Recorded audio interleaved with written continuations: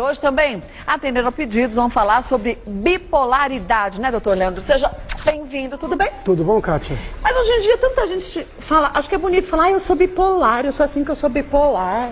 Tem que tomar muito cuidado. Bipolaridade é um diagnóstico psiquiátrico complexo e às vezes muita gente que se diz bipolar, na verdade, tem uma instabilidade que pode ser explicada por outros diagnósticos. Bipolar é uma doença específica, né? E infelizmente ainda há muita confusão com o termo do nome, né? Esse nome ele leva a gente a crer que, hora eu tô bem, hora eu tô mal, então eu sou bipolar. Hora eu tenho uma ideia, hora eu tenho outra, então eu sou bipolar. Calma.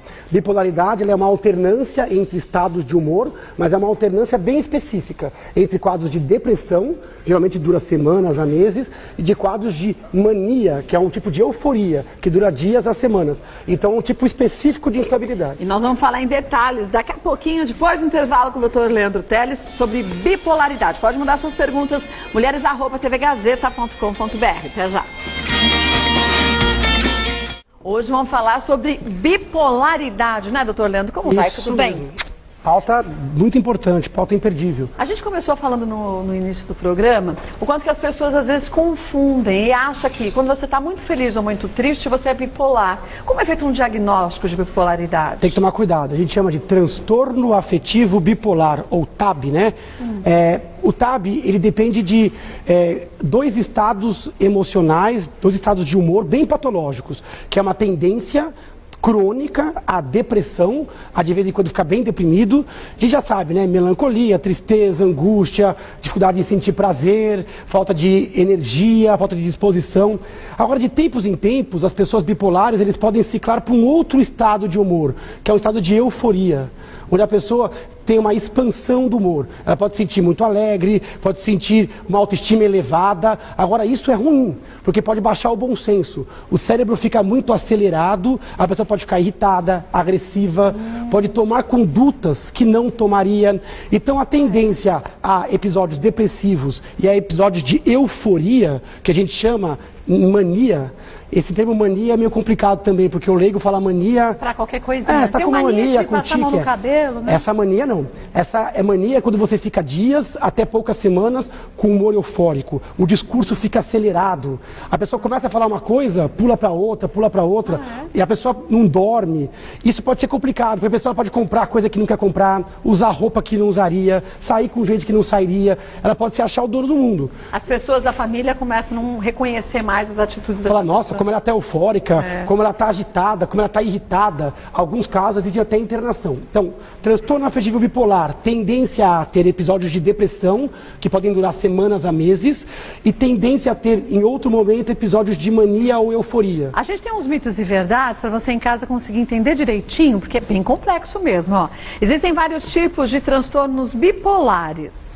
Isso é verdade. É verdade? Então a gente fala de transtorno afetivo bipolar. O clássico é o tipo 1, onde a pessoa tem esse estado de mania, euforia, onde a pessoa tem um quadro muito intenso, discurso acelerado, necessidade de sono reduzida, energia expansiva, e ela pode até ficar um pouco psicótica, ter um delírio de grandeza, achar que pode mais do que pode, né? Tipo, achar que é um super-herói? Pode achar que é dono do mundo, que tem poderes, por exemplo, de elemento, de prever futuro, pode ir lá e comprar 2 carros, sendo que não pode pagar, pode sair com pessoas que não sairia. Então, tipo 1 é a mania clássica, grave, e episódios de depressão. Geralmente, a pessoa passa por fases de depressão e outras fases de mania. Mas existem casos que o transtorno pode ser junto, sintomas depressivos junto com sintomas de aceleração. Mais difícil A gente ainda, chama de né? quadro misto. Olha a complexidade da doença. Tem um outro tipo, que é o tipo 2, onde a pessoa tem depressão grave, intensa, evidente, e ele tem um quadro de euforia mais leve. Então ele fica, momentos que ele fica com uma necessidade menor de sono, um pouquinho eufórico, não tão grave quanto o outro tipo. Mas assim, não tão distante como o outro tipo ficava. Exatamente. Mais próximo do real, vamos dizer assim. É isso, porque tem 3 estados, o depressivo, o normal, né? E todos os pacientes com transtorno afetivo também ficam normais há algum tempo. E aí o episódio pode ser bem eufórico, tipo 1, ou uma euforia mais leve. E essa euforia pode passar desapercebida. Algumas pessoas podem estranhar, mas pode passar desapercebido. Por isso que toda vez que você tem um paciente com depressão, o psiquiatra, o neurologista, o clínico, ele precisa perguntar se teve alguma fase da vida que você andou um pouco eufórica, fez coisas que talvez não faria, ficou com quantidade de sono mais baixa. Porque a pessoa pode achar que fez isso porque estava muito feliz. É muito comum a pessoa falar assim, nossa, estava feliz. E para o paciente, essa sensação de leve euforia dá um bem-estar. Só que o bom senso não fica tão equilibrado. E a pessoa com, ele chama de hipomania, euforia mais leve. Mania é o quadro tipo 1, hipomania é o quadro tipo 2. Então só aí já falamos de 2 tipos. Tem um terceiro tipo, que é o TAB tipo 3. É quando a pessoa tem depressão, mas tem histórico na família de pessoas bipolares. Aí você já fica meio desconfiado. Eu estou vendo só depressão. Mas será que pelo histórico familiar ela não pode ciclar e em algum momento aparecer? Ou quando receber um antidepressivo, será que ela não pode virar para o quadro de euforia? Então o médico fica com cuidado. Mas vendo por esse ângulo, pode ser hereditário? Ou uma tendência hereditária? Existe certamente uma tendência hereditária na bipolaridade. Pra você ter uma ideia, gêmeos idênticos, mesmo que criados longe, tem uma chance de ambos terem TAB de 80%. Nossa, bastante. O risco na população é em torno de 6%, que é um risco alto. Se você é filho de um bipolar, o seu risco já aumenta para quase 25%. Nossa Senhora! Se for pai e mãe, 70%. Então existe uma tendência genética associado a alguns fatores de vida, como traumas, estressores, uso de drogas e tal. A gente tem aqui uma pergunta bem sobre isso, ó, da Márcia Rodrigues de Registro. É possível nascer com esse transtorno? Como ele seria identificado em uma criança? Essa pergunta é uma pergunta excelente. O diagnóstico geralmente é feito em torno dos 20 a 30 anos, mas cada vez mais, nos últimos 10 anos, tem se descrito o transtorno afetivo bipolar em crianças. Mas quer dizer, a pessoa começou a sentir isso tudo só nessa fase da vida ou não? Ou então, sofreu esse tempo? É bem possível que os sintomas tenham sido mais leves anteriormente e o diagnóstico só ficou evidente nesta fase. O diagnóstico no Brasil é muito tardio, demora 5 a 10 anos para alguém bipolar com crises de depressão e mania receber o diagnóstico, é muito lento. Agora, hoje em dia se fala muito em transtorno afetivo bipolar na infância. Pode existir tendências à bipolaridade e bipolares bem definidos na infância. E não é igual ao adulto. A criança ela não é tão melancólica, não é tão triste na depressão e também não tem o quadro clássico de mania. A criança ela pode ficar com mais irritabilidade, pode ciclar mais rápido, às vezes no mesmo dia, na mesma semana, mostrar estados diferentes. No adulto isso é mais claro e mais definido. Na infância, às vezes fica aquela criança, às vezes muito irritada, muito teimosa, com uma oscilação e uma imprevisibilidade muito grande. Então como faz um diagnóstico desse? Por isso que precisa ter o psiquiatra infantil. É muito difícil um leigo sugerir esse diagnóstico, porque confunde com outras coisas. Ansiedade, distúrbio de déficit de atenção e hiperatividade. Ou genioso. Genioso. Então, tem que tomar cuidado. Existe transtorno afetivo na infância?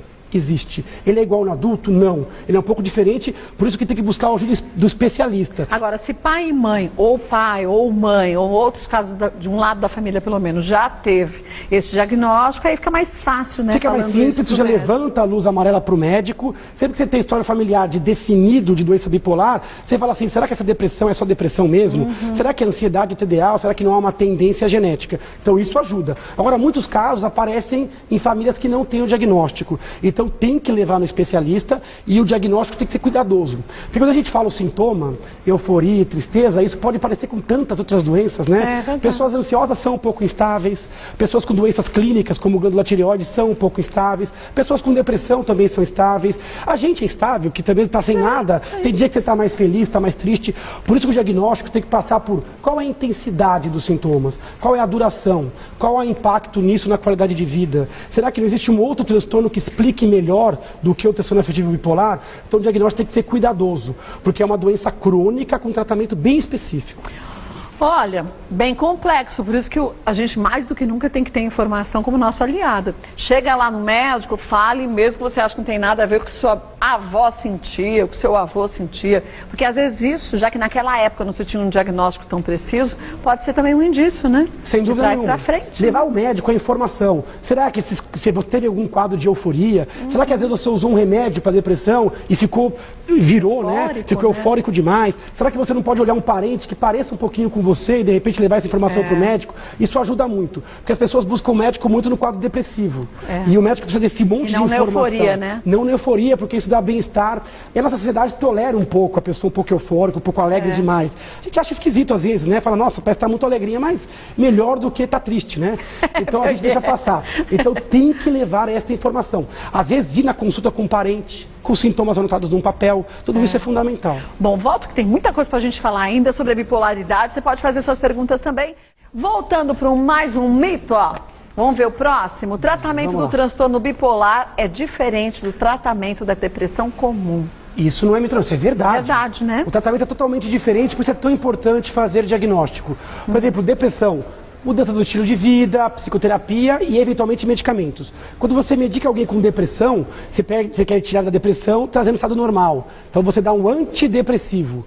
No bipolar, isso é mais cuidadoso, porque o antidepressivo pode levar ele a episódios de euforia, a passar um pouquinho do ponto, né? Porque a gente sabe que ele tem essa montanha russa, essa instabilidade. Então, o tratamento medicamentoso, ele é mais pautado em estabilizadores de humor, que é uma outra classe de medicamentos. Então você tem estabilizadores do humor, até pode usar eventualmente antidepressivos, mas é com muito mais cuidado. A prescrição era um pouquinho mais complexa. Mas demora um pouco mais de tempo para conseguir chegar à dosagem ideal para aquele paciente? Todo paciente tem que ser a sua dose personalizada. É muito comum, como são remédios às vezes um pouco mais fortes, que o médico comece com doses mais baixas. Mas às vezes o paciente chega no médico muito ruim, uma depressão muito profunda, ou um quadro de mania, de tanta euforia, que ele tem que ser internado. Ele está agredindo familiares, ou está desrespeitando o policial, pode estar realmente num estado que exige internação. E aí, lógico, que as medicações são mais fortes em doses mais altas. Então, não existe caso igual ao outro. Cada caso de transtorno afetivo é diferente.